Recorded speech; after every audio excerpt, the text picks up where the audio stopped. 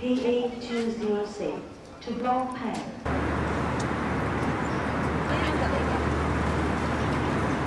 Pushing the bone together seems to stimulate it here. Right, so when we get it healed, we'll have to look. She's lost part of her nose here, she's lost her ear, and she's lost her eye. Right? So she's going to be a long-term reconstruction. Pain level's not too bad. I mean, you know. Hun, did you give her any medication before you did it? No, she's not complaining pain. Yeah, so she's not complaining about the pain.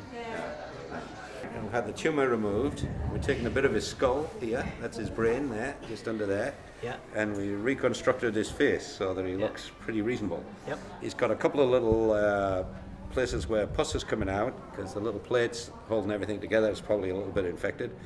But if you see his picture downstairs, it's remarkable. So he's the big deal. Tell him I emailed his doctor. Oh, right. But he's had it for 10 years.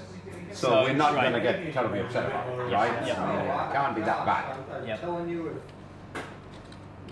it's fantastic. The stuff that we do is quite a bit. Are you going to use some of this here?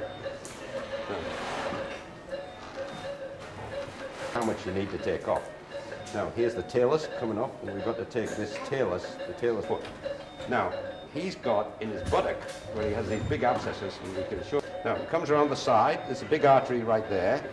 We can get it afterwards. We've got a tourniquet on, so it's not bleeding. Right? Yep. Are you doing okay, you guys? Yeah. And so switch to here, Molly. More durable and everything. Right. Now, there goes his foot. You could do, but this girl was kidnapped as a child and then sold into sexual slavery and worked as a prostitute for about 7 years. One day, her pimp stuck her in the eye with an iron spike and infected all her eye. That was in 2006. And she was still made to work after that, but about a month later it was all pussed out and nobody wanted her, so she was then thrown out of the brothel. We operated on her in October and put a false eye in, but the socket was so deficient and there was so much space that the eye fell back too far. So in December we put in a graft from her scalp. Has gone into the back of the eye to fill up the orbit, and now we've put the eye in again and are trying to make it look a lot better. Yeah, I'm surprised. I mean, it's Friday morning, it's not even 10:30 yet. We've got a cleft palate. I think there's one already being done. We've got a foot amputation off to my right, and we've got a young girl having a glass eye inserted. There's 20 people in the operating theatre at the moment. It's very synchronised. It all seems to be working very well, but it's just very surreal. Because we had a load of presents for your kids, Christmas presents, yeah, and you know, there was a plan to take them out there at the time, last week actually, when we did our at the shop.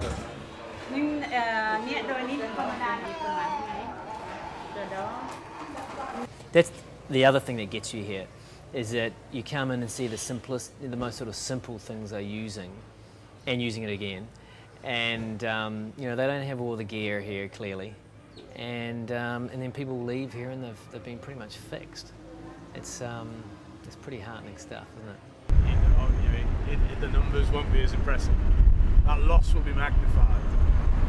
The guy who bought Magnus would have come back as well. That would be interesting. Particularly. I have been struggling a little bit with the sort of motivation to start training again, because it's hard yakka, right? It's tough work.